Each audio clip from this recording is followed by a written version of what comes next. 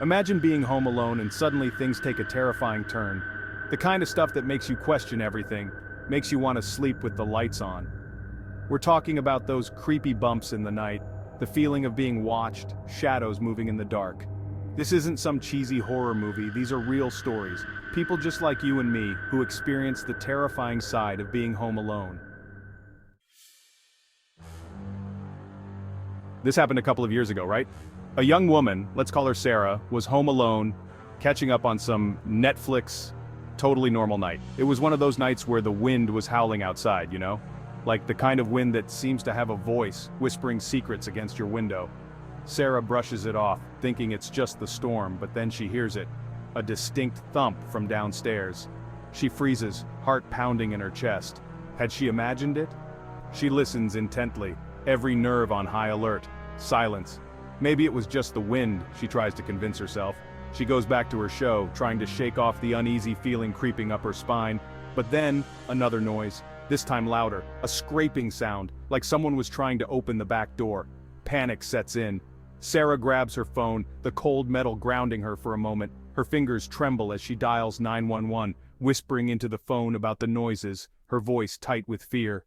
The operator on the other end assures her they're sending someone over, tells her to stay quiet and stay on the line. Every creak of the house, every rustle of the wind, sends shivers down her spine.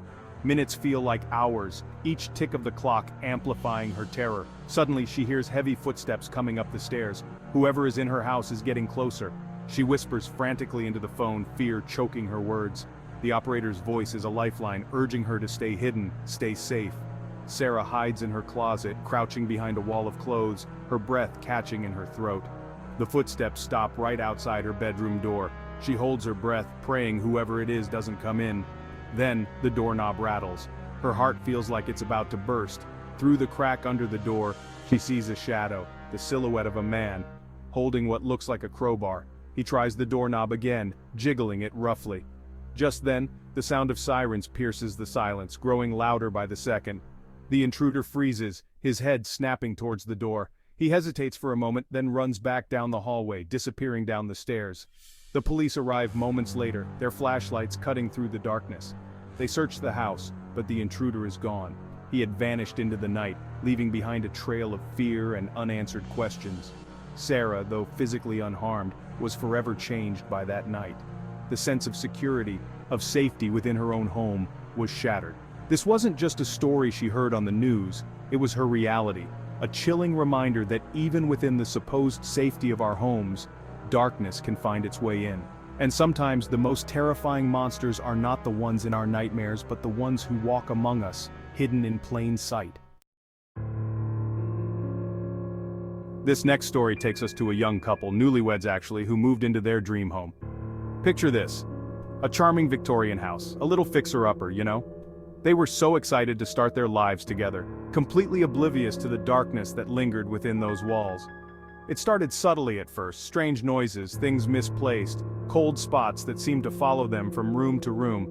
They brushed it off as old house stuff, you know how it is. But then, things escalated. One evening, while having dinner, the couple heard what sounded like children laughing coming from the attic. The thing is, they hadn't even unpacked up there yet. They cautiously made their way upstairs, each step filled with a growing sense of unease. As they reached the attic door, the laughter stopped abruptly, replaced by an eerie silence. They exchanged nervous glances before slowly opening the door. The attic was dark and dusty, filled with covered furniture and forgotten memories. They fumbled for the light switch, their hearts pounding in their chests. The flickering light revealed nothing out of the ordinary. It was just an old, empty attic. They tried to rationalize the experience, but deep down, a seed of doubt had been planted. As the days turned into weeks, the strange occurrences continued. One morning, the wife woke up to find a name scratched into the condensation on the bathroom mirror, a name neither of them recognized. Another time, the husband could have sworn he saw a shadowy figure darting across the hallway, but when he turned on the light, there was nothing there. They began to feel like they were being watched, their every move scrutinized by unseen eyes. The once charming house now felt oppressive, suffocating them with its unseen presence. Desperate for answers, they reached out to a local historian, hoping to uncover the history of their home. The historian revealed a tragic tale. A family had once lived and died within those walls, their lives cut short by a fire that consumed the house. The children, it was said, had perished in the attic, their laughter forever echoing through the years. Armed with this knowledge, the couple realized they were not alone in their home. They shared their space with the echoes of the past, with restless spirits unable to find peace. They tried everything to cleanse the house, from sage smudging to calling in paranormal investigators, but nothing seemed to work. The whispers in the walls continued, the laughter echoing from the attic, a constant reminder of the tragedy that had stained the very foundation of their dream home. In the end, they couldn't take it anymore. They sold the house, leaving behind the whispers and shadows, but carrying with them the chilling reminder that some homes hold secrets best left undisturbed. This last story, it's different, man. It's about this guy, let's call him David, living alone in a small apartment. David was a skeptic, you know. Didn't believe in ghosts, thought it was all just people's imaginations running wild. But then, something happened that shook him to his core, something he couldn't explain. It started with a feeling, a sense of being watched, especially when he was home alone at night. He'd be in his living room watching TV, and he'd swear he saw something move out of the corner of his eye, a fleeting shadow darting across the hallway. He'd brush it off, telling himself it was just the flickering light or his mind playing tricks on him. But the feeling persisted, growing stronger with each passing day. One night David woke up suddenly from a sound sleep. He couldn't place the noise, but it sounded like something had fallen in the hallway. He lay there in the darkness, listening intently, his heart pounding in his chest. The apartment was silent. He told himself it was nothing, just a bad dream. But he couldn't shake the feeling of unease that had settled over him. He got out of bed and cautiously made his way to the hallway. He flipped on the light switch, but the hallway remained shrouded in darkness. The light bulb had burned out. He stood there for a moment, his eyes struggling to adjust to the darkness, and that's when he saw it.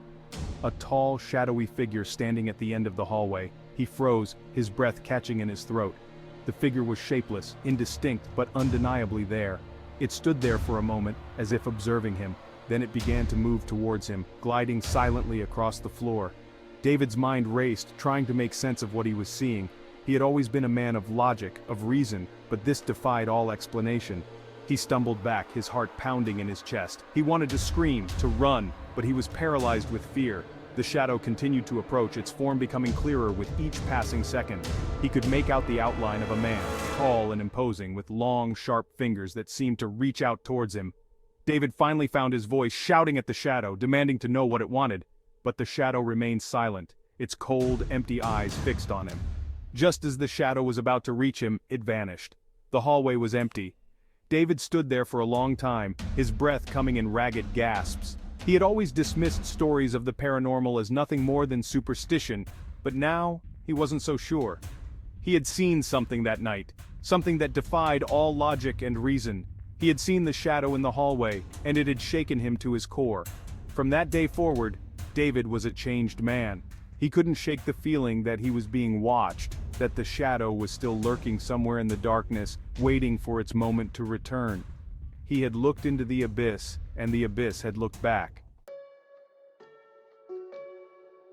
These were real stories that happened to real people. Always stay alert and safe, especially when you're home alone. You never know what might be lurking in the shadows or what secrets your own home might be hiding.